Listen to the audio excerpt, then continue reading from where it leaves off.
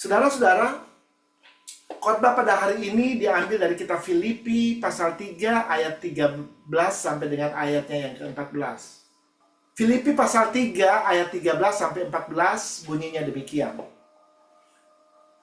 Saudara-saudara, aku sendiri tidak menganggap bahwa aku telah menangkapnya. Tetapi ini yang kulakukan, aku melupakan apa yang telah di belakangku dan mengarahkan diri kepada apa yang di hadapanku dan berlari-lari kepada tujuan untuk memperoleh hadiah, yaitu panggilan surgawi dari Allah dalam Kristus Yesus. Sedemikian jauh pembacaan firman Tuhan pada hari ini. Saudara, tema kita pada hari ini adalah bersama Tuhan tak ada kata mundur. Sekali lagi, tema kita pada hari ini bersama Tuhan tak ada kata mundur. Firman Tuhan yang baru kita baca ini adalah surat Rasul Paulus kepada jemaat di Filipi, di mana dalam suratnya ini Rasul Paulus berkata kepada jemaat di Filipi, "Aku melupakan apa yang telah di belakangku dan mengarahkan diri kepada apa yang di hadapanku dan berlari-lari kepada tujuan." Saudara-saudara, ini adalah pernyataan tekad dari Rasul Paulus bahwa sekali dia mengikut Tuhan atau sekali dia memutuskan untuk mengikut Tuhan, dia akan ikut Tuhan dan dia tidak akan mundur lagi sampai semua rencana dan tujuan Allah tergenapi di dalam hidupnya. Seharusnya statement ini atau pernyataan ini bukan hanya menjadi pernyataan dari Rasul Paulus saja, tetapi harus menjadi pernyataan dari setiap orang yang percaya kepada Tuhan. Pada waktu kita memutuskan untuk mengikut Tuhan, harusnya kita tidak akan mundur lagi. Kita akan mengikuti Tuhan sampai akhir kehidupan kita. Saudara-saudara, mengapa firman Tuhan ini mengatakan kita harus melupakan apa yang ada di belakang dan mengarahkan diri kita kepada apa yang ada di hadapan kita? Pertama, karena Tuhan adalah pemimpin yang berjalan di depan, bukan di belakang kita. Coba kita lihat Ulangan 1 ayat 30 sampai ayat 31. Ulangan 1 ayat 30 sampai dengan ayat yang 31. Tuhan Allahmu yang berjalan di depanmu, dialah yang akan berperang untukmu sama seperti yang dilakukannya bagimu di Mesir di depan matamu. Dan di padang gurun di mana engkau melihat bahwa Tuhan Allahmu mendukung engkau seperti seorang mendukung anaknya. Panjang jalan yang kamu tempuh sampai kamu tiba di tempat ini. Saudara-saudara, perhatikan kalimat Tuhan Allahmu yang berjalan di depanmu, dialah yang akan berperang untukmu sama seperti yang dilakukannya di Mesir di depan matamu. Saudara-saudara, ini adalah perkataan Nabi Musa untuk mengingatkan bangsa Israel tentang Tuhan yang telah membawa mereka dari tanah Mesir, saudara. Dan Tuhan juga yang telah berperang bagi mereka dan mengalahkan musuh-musuh mereka di depan mata mereka. Artinya mereka menyaksikan hal itu terjadi di dalam hidup mereka. Saudara-saudara, ketika Tuhan berjalan memimpin kehidupan kita, ketika Tuhan berjalan di depan kita, itu berarti Tuhan mau supaya kita maju mengikuti Dia, bukan mundur, saudara. Tuhan tidak pernah memerintahkan kita untuk kembali melihat kepada masa lalu kita, melihat ke belakang, saudara. Karena masa lalu kita di luar Tuhan adalah masa lalu yang kelam, saudara. Masa lalu yang suram, masa lalu yang tanpa pengharapan, saudara. Masa lalu kita yang di luar Tuhan adalah masa lalu yang diperbudak oleh dosa. Kita adalah hamba-hamba dosa dulunya, saudara. Dan kita tahu bahwa dosa akan membawa kita kepada kehancuran dan kebinasaan. Kalau kita membaca dalam kitab Roma, dikatakan upah dosa ialah maut. Jadi upah dosa itu akan membawa kita kepada kebinasaan, saudara. Maut itu adalah terpisah dengan Allah selama-lamanya.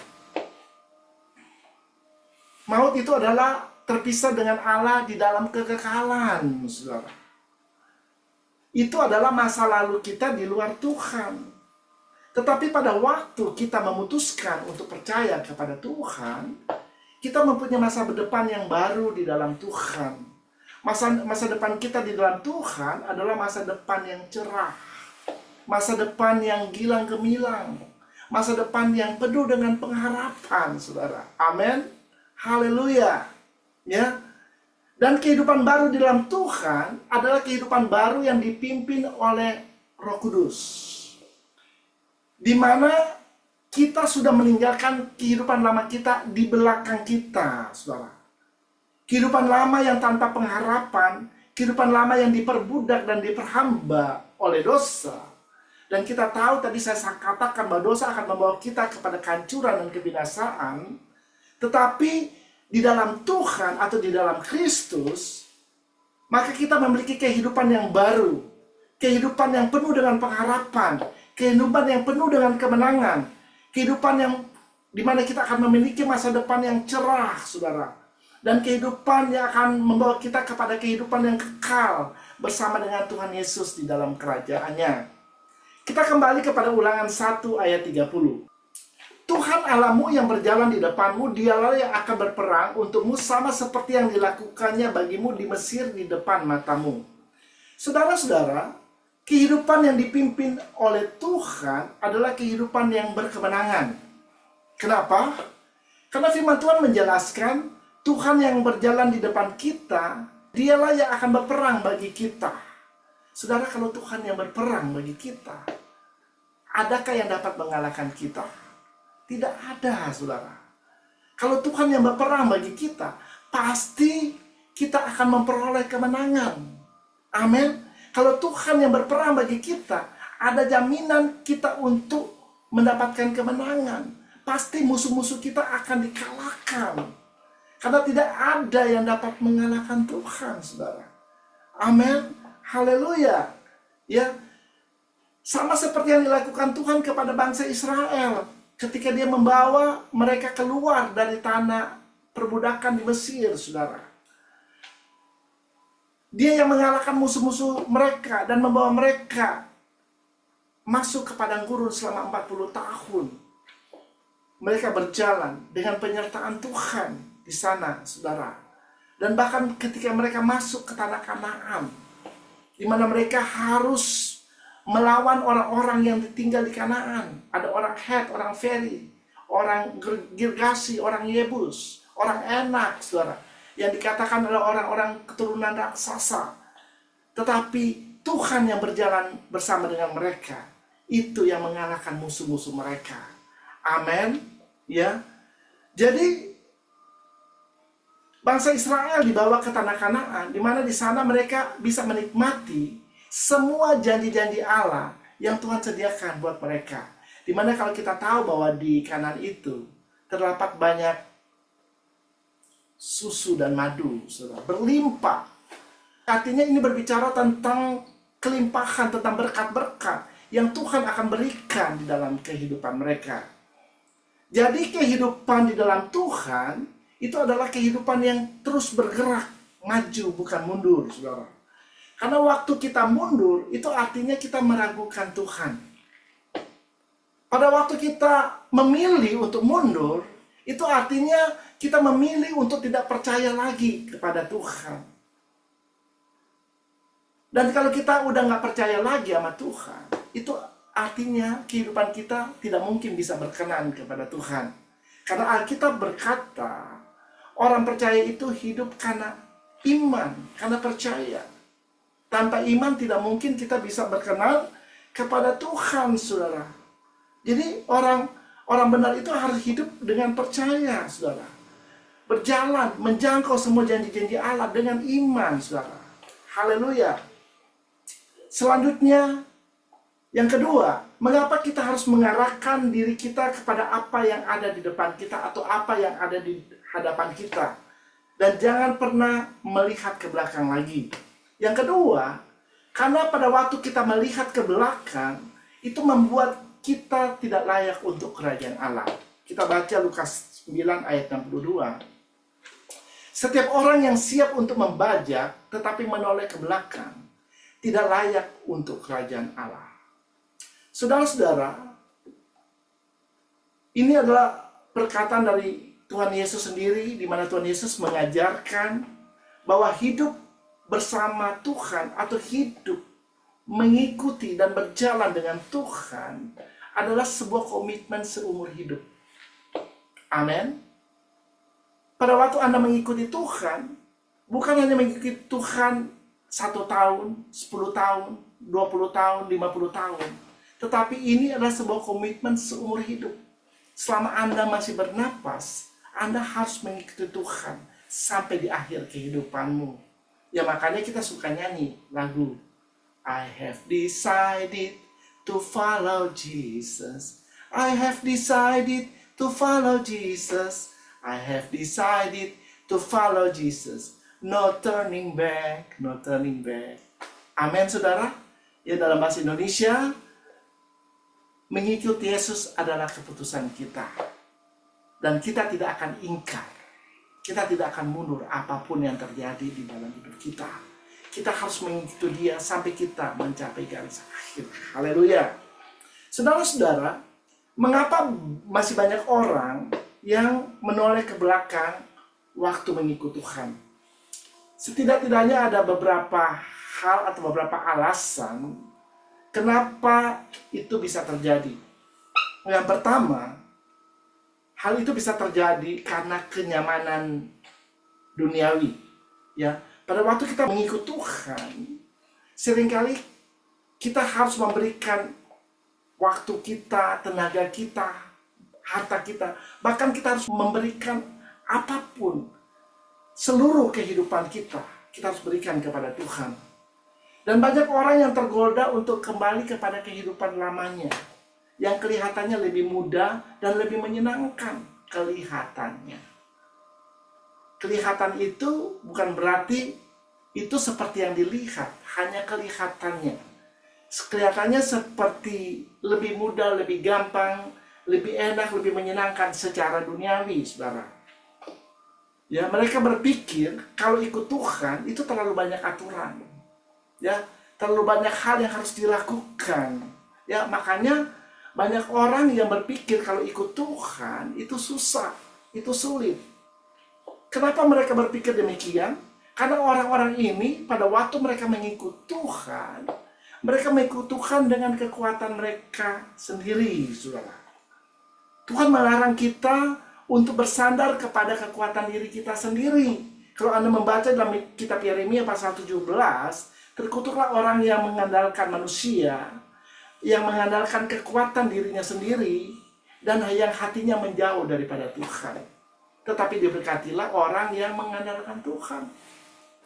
Ya, jadi orang-orang pada waktu mereka mengikut Tuhan dengan kekuatan diri mereka sendiri, maka semuanya akan terasa berat, saudara. Makanya Tuhan melarang kita untuk mengandalkan kekuatan diri kita sendiri. Tuhan mau supaya kita sungguh-sungguh mengandalkan Tuhan dalam segala hal, di seluruh area kehidupan kita. Amin. Ya, baru segala sesuatu akan terasa ringan dan terasa mudah, saudara. Kalau kita mengandalkan Tuhan, pada waktu Tuhan memberitakan sesuatu kepada kita, firman Tuhan itu akan terasa ringan, saudara. Bukan berat. Karena Tuhan sendiri yang akan bekerja, kekuatannya akan bekerja melalui hidup kita, sehingga firman Tuhan itu bisa terjadi dalam hidup kita. Jadi kita tidak lagi menggunakan kekuatan diri kita sendiri. Ya, izinkan Tuhan yang bekerja melalui hidup kita, sehingga apa yang difirmankan bisa terjadi dalam kehidupan kita. Karena ada kekuatan Tuhan yang bekerja. Haleluya. Kalau kita membaca dalam Lukas 9 ayat 62, Tuhan Yesus berkata, setiap orang yang siap untuk membajak tetapi menoleh ke belakang tidak layak untuk kerajaan Allah. Ya. Setiap orang yang siap ya untuk membajak, untuk bekerja bagi kerajaan Allah, bagi Tuhan. Tapi kalau dia masih menoleh ke belakang atau masih lihat-lihat ke belakang, dikatakan tidak layak untuk kerajaan Allah. Artinya pada waktu kita memutuskan untuk mengikut Tuhan, kita harus fokus. Jangan biarkan pikiran kita terbagi-bagi atau terpecah, saudara. Tuhan mau pada waktu kita ikut Tuhan, kita ikut Tuhan dengan tidak setengah-setengah, saudara. Kalau Anda membaca dalam kitab Wahyu, firman Tuhan kepada jemaat di Laodikia, salah satu yang dikritik oleh Tuhan dari jemaat di Laodikia karena mereka hidup suam-suam kuku, saudara. Artinya mereka tidak panas dan tidak dingin, saudara. Ya, suam-suam kuku. Dan dikatakan dalam kitab Wahyu, aku akan memuntahkan orang-orang yang hidupnya suam-suam kuku, saudara. Yang kakinya setengah di dunia, setengah mau ikut Tuhan, saudara. Jadi mau ikut Tuhan, iya, tapi ikut dunia juga iya, saudara. Kita harus mengambil keputusan. Ya, kita harus mengikuti yang mana, saudara. Kalau engkau mau mengikut Tuhan, ikutlah Tuhan dengan segenap hatimu. Amin. Dengan sungguh-sungguh, saudara. Jangan setengah-setengah, saudara. Karena kalau pada waktu kita memilih untuk hidup setengah-setengah di hadapan Tuhan, ini tidak layak untuk kerajaan Allah, dikatakan dalam firman Allah. Kalau Anda membaca Rasul Paulus, dia berkata kepada jemaat di Filipi, aku melupakan apa yang di belakangku dan mengarahkan diri, artinya dia memposisikan dirinya kepada apa yang di depan dia, saudara. Artinya dia fokus kepada Tuhan. Dia fokus kepada pekerjaan Tuhan. Pada waktu dia mengikut Tuhan, dia sungguh-sungguh fokus untuk mengikut Tuhan, saudara. Dia tidak membiarkan dirinya dipengaruhi oleh keadaan yang terjadi di sekelilingnya. Tapi dia memilih untuk tetap fokus kepada Tuhan. Sampai akhirnya dia bisa mengakhiri pertandingan dengan baik, dikatakan dalam firman Tuhan, dan dia memelihara iman. Haleluya. Ya, karena perjalanan kehidupan kita ini adalah perjalanan iman, saudara. Kita berjalan dengan iman. Ya, menjangkau semua janji-janji Allah dengan iman, saudara. Ya, kalau Anda masih ingat, tema kita pada tahun ini adalah The Year of Faith. Amin. Mungkin ada yang udah lupa kan. Saya hanya mau mengingatkan sekali lagi, ya, bahwa tema kita pada hari ini masih tetap The Year of Faith. Ya, di mana Tuhan mau kita berjalan dengan iman, bukan dengan perasaan kita, bukan dengan kekuatan diri kita sendiri, bukan dengan pengertian diri kita sendiri, tapi Tuhan mau supaya kita berjalan dengan iman. Karena hanya dengan berjalan dengan iman, kita bisa mengakhiri pertandingan ini dengan baik. Sama seperti yang dilakukan oleh Rasul Paulus. Dikatakan, aku telah mengakhiri pertandingan dengan baik dan aku telah memelihara iman. Artinya, dalam kehidupan Rasul Paulus, dia mengakhirinya dengan kemenangan. Karena dia mengakhirinya dengan iman. Haleluya. Yang kedua, kenapa masih banyak orang yang suka menoleh ke belakang? Karena hidupnya tidak berakar di dalam Tuhan. Sekali lagi. Yang kedua, kenapa banyak orang suka melihat ke belakang? Karena hidupnya tidak berakar di dalam Tuhan. Jadi sangat penting dalam kehidupan kita sebagai orang percaya untuk kita berakar di dalam Tuhan, saudara. Ya, karena ada orang-orang yang ikut Tuhan cuman karena emosi sesaat saja, saudara. Atau ikut Tuhan karena tradisi. Ya, misalnya dia datang dari keluarga Kristen, ibu bapaknya udah Kristen, kakek neneknya udah Kristen, jadi dia jadi orang Kristen. Tetapi sesungguhnya dia tidak mempunyai hubungan yang mendalam dengan Tuhan, saudara. Ya, dia nggak punya hubungan, dia tidak mengenal Tuhan sebenarnya. Hanya karena lahir dari keluarga Kristen. Kita bisa saja lahir dari keluarga Kristen. Ya, saya lahir dari keluarga Kristen. Orang tua saya udah Kristen. Kakek nenek saya udah Kristen. Mungkin di atas-atasnya lagi udah Kristen. Ya, memang turun-temurun keturunan saya udah Kristen. Tetapi pada waktu saya mengikut Tuhan, saya memilih untuk mengikut Tuhan, saya perlu mengenal siapa Yesus itu. Ya, bukan hanya ikut-ikutan, saudara. Amin. Kalau kita memilih untuk mengikut Tuhan, kita harus kenal siapa Tuhan yang kita sembah. Banyak orang Kristen menamakan diri Kristen, pengikut Kristus, tapi tidak mengenal siapa Tuhan yang mereka sembah. Nah, orang-orang yang seperti ini tidak mungkin mereka bisa mengikut Tuhan dengan sungguh-sungguh, saudara. Pasti pada waktu suatu saat mereka bisa mundur dari Tuhan. Ya, jadi penting sekali kita berakar di dalam Tuhan. Ya, sama seperti kalau Anda lihat, kalau mungkin di halaman Anda ada pohon, ya. Pohon itu kekuatannya tergantung dari akarnya. Semakin akarnya dalam masuk ke dalam tanah, maka pohon itu akan semakin kuat, saudara. Pada waktu ada angin, badai, pohon itu tidak akan tumbang, saudara. Tetapi kalau akarnya nggak dalam, dengan mudah pohon itu akan roboh pada waktu ada angin atau badai. Demikian juga dengan kehidupan kekristenan kita, saudara. Kita akan kuat kalau kehidupan kita berakar dalam Tuhan. Amin. Ya. Di dalam Markus pasal 4, ya, ada perumpamaan tentang penabur. Coba kita baca Markus 4 ayat 16 sampai 17. Demikian juga yang ditaburkan di tanah yang berbatu-batu ialah orang-orang yang mendengar firman itu dan segera menerimanya dengan gembira.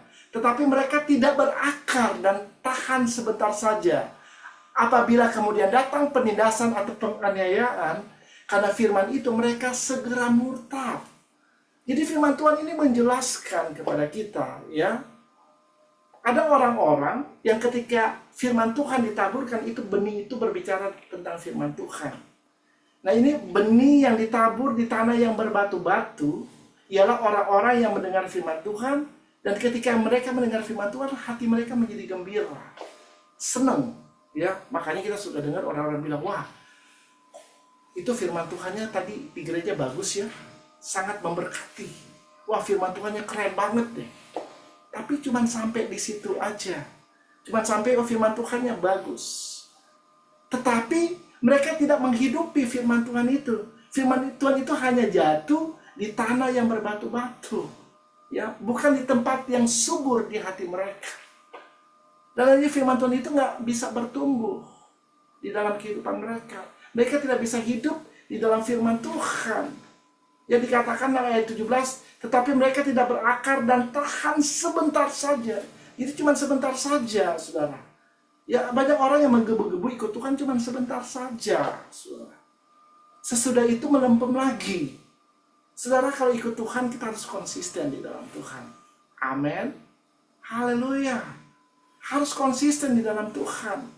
Ya, apabila kemudian datang penindasan atau penganiayaan karena firman Tuhan itu, saudara, firman Tuhan itu, kalau orang yang hidup dalam firman Tuhan itu, suatu saat apa yang difirmankan Tuhan itu akan diuji, saudara. Tapi orang yang hidup dalam firman Tuhan pasti akan teruji, saudara. Amin. Penindasan, penganiayaan, tantangan, situasi, pencobaan bisa saja datang dalam hidup kita. Karena kita memang sudah hidup di dunia yang udah jatuh. Kita belum hidup di sorga, saudara. Kita masih ada di dunia ini, saudara. Di mana sewaktu-waktu iblis bisa melemparkan pencobaan demi pencobaan dalam hidup kita. Tetapi orang yang berakar di dalam Tuhan, mereka akan tetap kuat di dalam Tuhan. Amin. Tetapi kalau orang yang berakar dalam Tuhan, dikatakan dalam firman Tuhan, mereka segera murtad. Ya, mereka bukan hanya mundur, tetapi bisa saja menjadi murtad, saudara. Kalau kita nggak berakar di dalam Tuhan. Haleluya. Yang ketiga, yang membuat orang bisa menoleh ke belakang adalah godaan-godaan di masa yang lalu. Saudara, ingatan-ingatan tentang masa lalu kita bisa datang menggoda kita kembali, saudara. Ya, kita bisa berpikir tentang kehidupan-kehidupan yang lama kita. Kehidupan-kehidupan ketika kita masih di luar Tuhan. Kita bisa digoda dengan hal yang kelihatannya menyenangkan. Ya, yang kita alami ketika kita masih hidup di luar Tuhan. Ya, kita bisa digoda dengan kenikmatan-kenikmatan yang sesaat, saudara, yang ditawarkan oleh dunia ini. Saudara-saudara, segala sesuatu yang dari dunia ini dikatakan oleh firman Tuhan sifatnya hanya sementara. Yang suatu saat akan lenyap. Segala sesuatu yang dari dunia ini sifatnya nggak kekal, saudara. Yang suatu saat akan lenyap. Yang firman Tuhan berkata, dunia dan segala keinginannya suatu saat akan lenyap. Amin. Ya. Jadi kalau kita hidup tergoda oleh dunia ini dan mau hidup melakukan keinginan-keinginan yang dari dunia ini, dikatakan oleh firman Tuhan dunia ini suatu saat akan lenyap dan kita pun akan lenyap bersama dengan dunia ini kalau kita memilih atau memutuskan untuk hidup menurut dunia ini. Oleh karena itu kita harus waspada, saudara. Jangan sampai kita membiarkan hidup kita tergoda oleh segala sesuatu yang dari dunia ini. Ya, godaan-godaan masa lalu bisa saja kembali menggoda kita. Contoh orang yang tergoda, ya, kalau kita lihat dalam Alkitab, ada istri Lot. Ya, sudah tahu bahwa pada waktu itu Tuhan hendak memusnahkan kota Sodom dan Gomora. Karena dosa-dosa yang dilakukan oleh orang-orang yang tinggal di Sodom dan Gomora udah naik di hadapan Tuhan. Udah terlalu bejat, terlalu jahat kota-kota ini, saudara. Sehingga Tuhan mau memusnahkan. Ya, tetapi Tuhan mau menyelamatkan orang benar yang tinggal di Sodom dan Gomora. Ada Lot di sana dan Tuhan mau menyelamatkan Lot dan keluarganya. Lalu dia mengutus malaikatnya dan ketika mereka bertemu, singkat cerita, Lot dan keluarganya disuruh untuk lari meninggalkan kota Sodom, saudara. Ya, tetapi apa yang terjadi di tengah perjalanan ketika mereka sedang menuju ke sebuah kota kecil yang ada di dekat Sodom yang bernama kota Zoar, ya, karena di situ mereka tidak akan tertimpa bencana kalau mereka sudah sampai di situ. Tetapi dalam perjalanan mereka ke situ, padahal malaikat udah bilang, lari, selamatkan dirimu dan jangan pernah menoleh ke belakang. Itu perintah dari malaikat. Nah, malaikat ini adalah representatifnya Tuhan, saudara. Kalau Tuhan berfirman, dia bisa memakai malaikatnya. Ya, dia memakai malaikatnya untuk berfirman. Tetapi apa yang terjadi? Istri Lot melanggar firman Tuhan. Ya, pada waktu mereka sedang berjalan menuju ke Zoar, dia menyempatkan diri untuk menoleh ke belakang. Dan apa yang terjadi? Kalau Anda membaca dalam Kejadian pasal 19, akhirnya dia berubah menjadi tiang garam, saudara. Ya, jadi jangan pernah menoleh ke belakang, saudara. Amin. Ya, kita sudah memiliki kehidupan yang baru di dalam Kristus. Jadi jangan pernah ingat-ingat lagi apa yang ada di belakang kita. Kita harus terus maju bersama dengan Tuhan. Ya, oleh sebab itu sangat penting untuk mengarahkan hidup kita kepada apa yang di hadapan kita. Jangan menengok ke belakang dan jangan pernah tergoda dengan kehidupan di dalam dosa, kesenangan dunia yang sementara yang bisa menghancurkan kehidupan kita. Saudara-saudara, ini adalah alasan-alasan mengapa masih banyak orang yang menoleh ke belakang kalau mereka tidak waspada. Oleh karena itu, Tuhan melarang kita untuk menoleh ke belakang kalau kita mau mengikuti Tuhan dengan sungguh-sungguh. Haleluya. Selanjutnya, mengapa kita harus mengarahkan diri kita kepada apa yang di depan kita atau di hadapan kita? Yang ketiga, karena bersama Tuhan, setiap langkah kita disertai oleh Tuhan. Kita baca Yosua 1 ayat 9. Bukankah telah kuperintahkan kepadamu, kuatkan dan teguhkanlah hatimu, janganlah kecut dan tawar hati, sebab Tuhan Allahmu menyertai engkau kemanapun engkau pergi. Haleluya. Saudara, kita tahu bahwa Yosua adalah seorang pemimpin dari bangsa Israel yang menggantikan Musa untuk membawa bangsa Israel masuk ke tanah perjanjian, saudara. Ya, dikatakan dalam firman Tuhan, Allahmu menyertai engkau kemanapun engkau pergi. Ya, jadi kalau Anda membaca dalam kitab Yosua, kemanapun dia melangkah, tempat di mana diinjak oleh kaki Yosua, itu akan diberikan Tuhan kepadanya. Ya, jadi ini artinya pada waktu Yosua melangkah, artinya dia harus maju, bukan mundur, saudara. Ya, dia harus maju untuk menduduki kota-kota dari orang-orang yang tinggal di tanah Kanaan. Tadi saya katakan ada orang Het, orang Feris, orang Amori, orang Girgasi, orang Enak, dan sebagainya. Dan kota-kota mereka harus diduduki, harus direbut oleh orang Israel. Nah, pada waktu dia bergerak maju, di situ penyertaan Tuhan terjadi dalam hidupnya. Amin. Demikian juga dengan kehidupan kita orang percaya. Pada waktu Anda bergerak untuk maju, percaya ada Tuhan yang menyertai engkau. Amin. Ada Tuhan yang akan menyertai engkau, saudara. Situasi dan tantangan bisa saja ada di hadapanmu, mencoba untuk menghalangi jalanmu. Tetapi engkau harus percaya ada Tuhan yang tidak pernah meninggalkan engkau, ada Tuhan yang tidak pernah membiarkan engkau, yang menyertai kehidupanmu. Ya, jadi pada waktu Tuhan memerintahkan kita untuk berjalan, untuk maju, Tuhan bukan hanya nontonin kita, saudara, tapi Dia menyertai kita. Amin. Tuhan bukan hanya berpangku tangan, ngeliatin kita, enggak seperti itu, saudara. Tapi Dia pasti menyertai kita.